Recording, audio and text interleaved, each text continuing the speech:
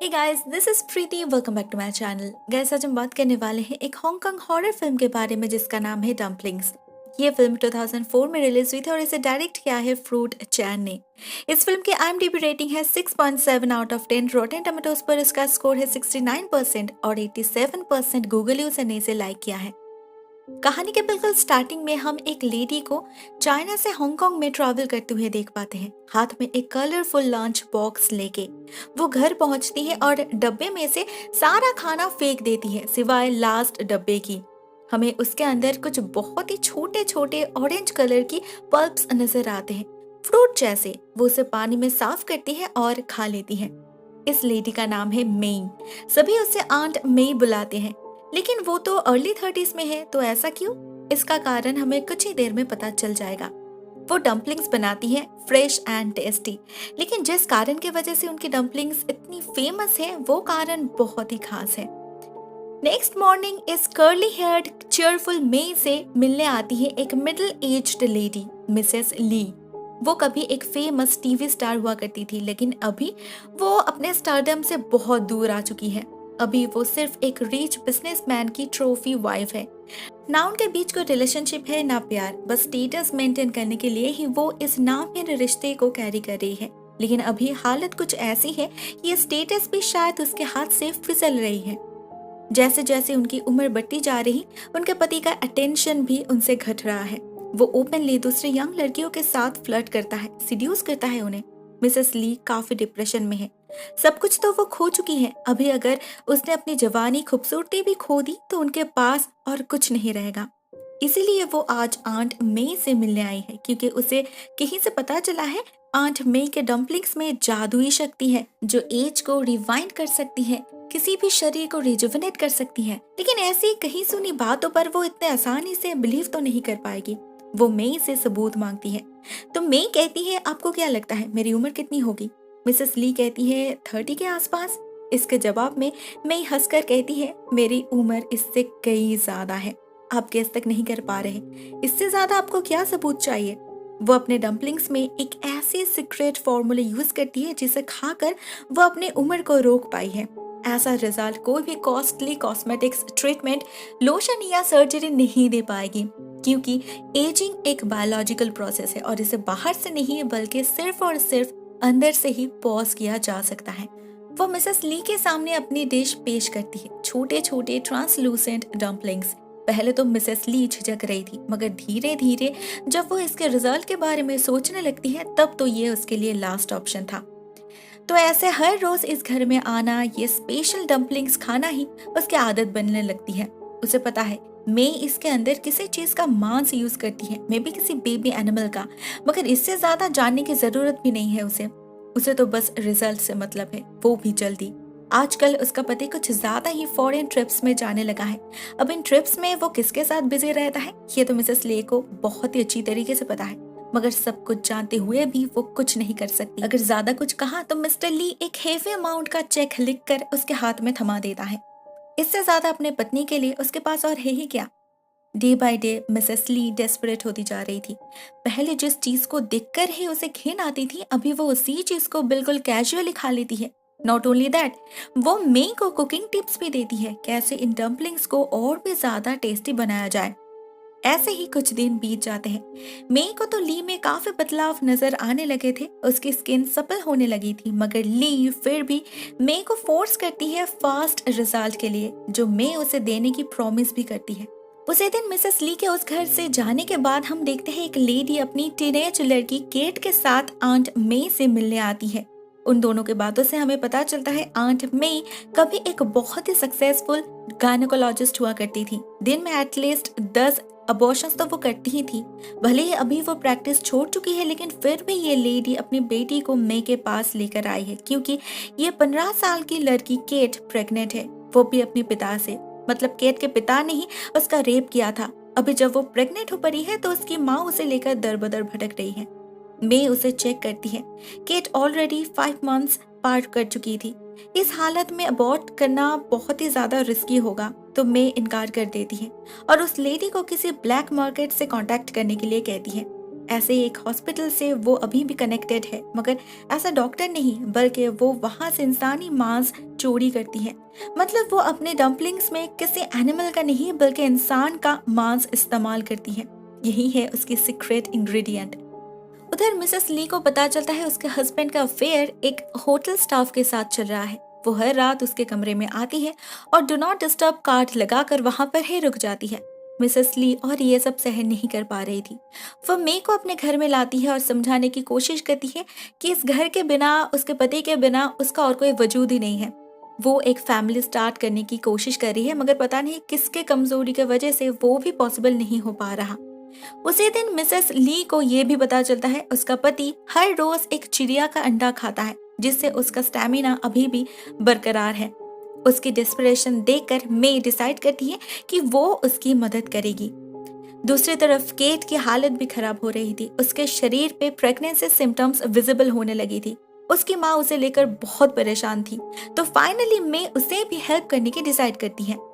तो उसी दिन मे के घर में केट के अबॉर्शन परफॉर्म की जाती है। मे किसी भी ड्रग के बिना बिल्कुल नेचुरली उस बच्चे को बाहर निकाल लाती है। इससे केट को तकलीफ तो बहुत ही ज्यादा होती है, मगर मे को ये फीटस बिल्कुल प्योर फॉर्म में चाहिए थी। It's fresh and nutritious. यही तो है उसका पोटेंट स्टफ, जिसे यूज करके वो मिसेस ली के जवानी को वापस ला सकती है। ये एक इंसेस्ट चाइल्ड है, बिल्कुल हेल्दी, बिल्कुल परफेक्ट। इतने दिनों से वो जो मांस यूज करती आई है वो भी सारे के सारे फिटसेस ही हैं। उस हॉस्पिटल से तो वो यही सब कलेक्ट करती है, लेकिन वो सब 1 महीना या फिर उससे भी कम समय का है। उसमें उतने न्यूट्रिशन नहीं है जो इस 5 months ओल्ड फीटस में है। It's perfect. इसमें मैजिकल क्वालिटीज है। अगर वो अबॉर्शन के टाइम पे ड्रग्स की यूज करती तो ये सारे गुण खत्म हो जाते, जो वो बिल्कुल भी नहीं चाहती थी। मई इस फीटस को अपने फ्रिज में स्टोर कर लेती है। नेक्स्ट डे जब ली आती है तो मई इसी फीटस को डम्पलिंग में मिलाने के लिए फ्रिज से बाहर निकालती है। बहुत दिनों से ली को क्यूरियोसिटी थी, ये मई अपने डम्पलिंग में मिलाती क्या है ये जानने के लिए। आज वो और वेट नहीं कर सकी और दबे पाव मई के किचन में जाकर पहुंचती है। ठीक उसी वक्त मई उस फीटस को चॉप करने के लिए प्रिपेयर कर रही थी। ली इसे देखकर इतना ज्यादा डर जाती है कि वो उसी वक्त वहां से भाग निकलती है। उसे देखकर ही, मतलब सोचकर ही उसे उल्टी आ रही थी। वो इतने दिनों से इसे खा रही थी, मगर फिर उसे अपने बारे में भी सोचना था। उसकी लुक ही उसके लिए सब कुछ थी। जैसे जैसे उसके स्किन पर रिंकल्स आ रहे थे, ठीक वैसे ही उसकी एग्जिस्टेंस ही जैसे फेड होने लगी थी। तो ऐसे में अगर यही एक उपाय है तो यही सही। वो अपने आप को संभालती है और फिर से एक बार मे के घर में वापस जाती है और मे उसे उस फीटस को काट के डम्पलिंग बना कर देती है। ली इस खाने को सिर्फ खा ही नहीं रही थी बल्कि एंजॉय भी कर रही थी। हर एक बाइट को वो फील कर रही थी।